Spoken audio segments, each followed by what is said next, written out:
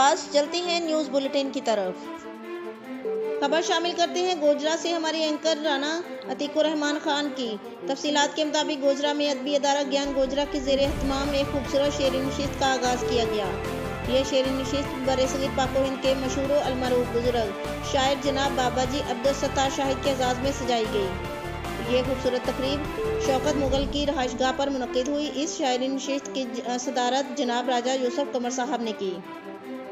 इस शेरी नशिस्त में नकाबत के फ़राइज़ जनाब उस्ताद महबूब सरमद साहब ने अदा किए। इस नशिस्त में सीनियर सहाफ़ियों के अलावा मुल्क के नामवर शुरा इकराम ने शिरकत फरमाई, जिनमें जनाब असलम गजाली, प्रोफेसर शहबाज यूसुफ गवारिया, प्रोफेसर सैयद अजलान शाह, अमजद बाबर, खालिद सनम, असलम आरफी, जफ़र इकबाल बादल, साकब रज़ाक साकब, राना अतीक आदल, सूफ़ी असगर अली असगर, शौकत मुगल, जाहिद खान, नुमान अफजल, सदीक नजमी और दीगर शुरा ने खुसूसी शिरकत फरमाई। प्रोग्राम में बाबाजी अब्दुल सत्तार शाहिद से शायरी पर सवालात भी किए गए तो उन्होंने नहायत ही निराले और उम्दा अंदाज में इसके जवाबात दिए और मुशायरे को चार चांद लगा दिए।